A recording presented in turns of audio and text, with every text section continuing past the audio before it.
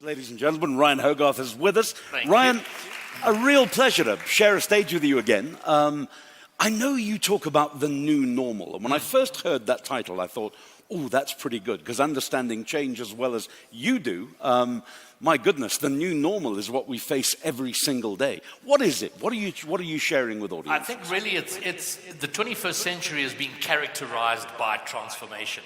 As I mentioned, there's a trending thing on Twitter and Facebook right now of putting a picture of yourself up now and a picture of yourself from 10 years ago. And what's interesting is to see the technology that people were using 10 years ago, the old phones, the Blackberries and so on.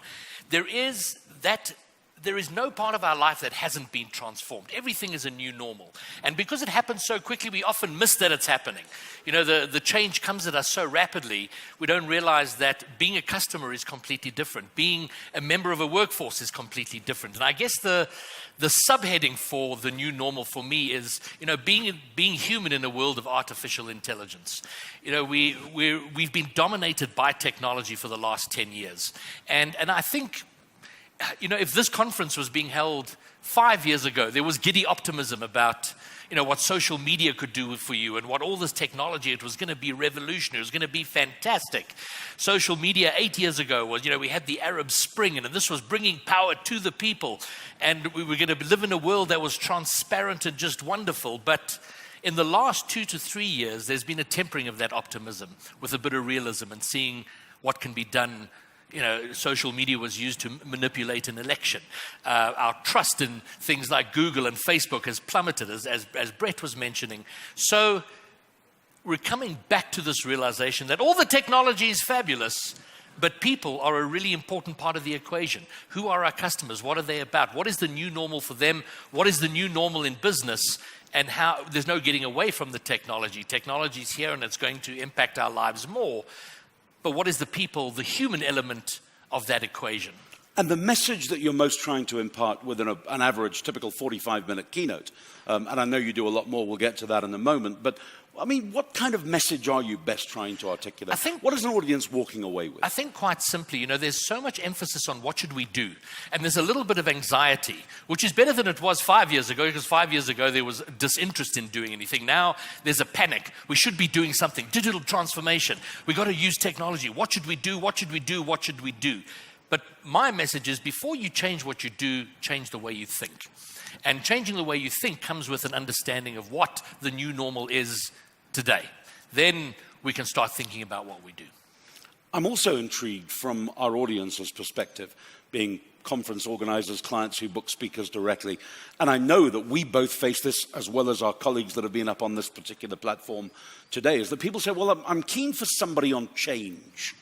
And then they think they've got to choose between one of those of us in the stable, or I'm keen for somebody in sales, and therefore I've got to choose one person. I mean, you and I have collaborated extensively on stage and worked very, very well. Your message integrates with any other speaker message, not just a change speaker. And it doesn't have to be just one. No, in fact, one of my sort of quiet fantasies to myself is to have a day where all five of us, yourself, Peter, Jonita, Brett, and who did I miss?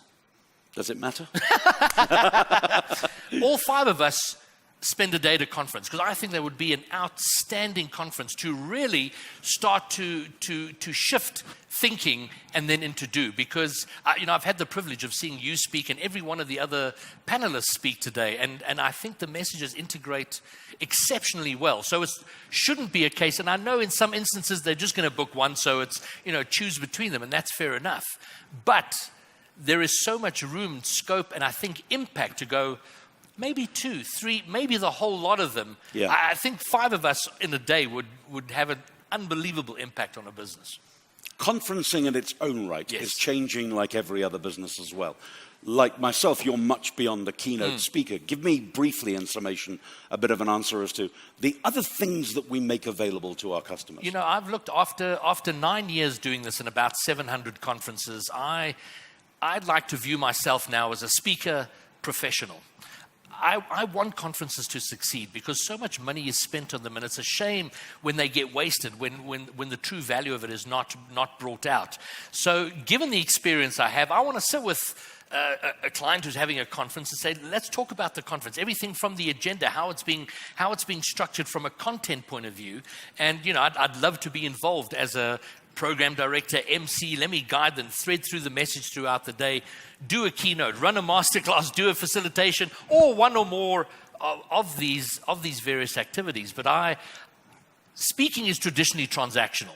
I come and speak for your business. I do 40 minutes, and maybe you hire me next year, maybe you don't. And it is a one-off, see you around. Whereas I think there is great value and consistency in building long-term relationships with clients for their conferences and making them better from that point of view. And very much wrapped around a personalized message that can continue on behalf of the client and the company concerned. Absolutely. It's from kind of start. It shouldn't just be about the day. What happens before? How do we introduce it before? What do we do on the day that's spectacular and massive impact?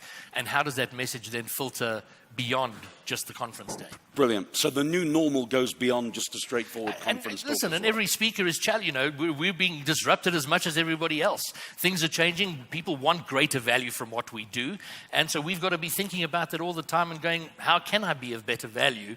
And since I depend on the industry, of course, I have a vested interest in making it much better. And making it a lot more effective than you possibly thought was possible. Absolutely. Ryan Hogarth, thank you very much indeed. Michael, Stay thank with you. me for a second. Thank you.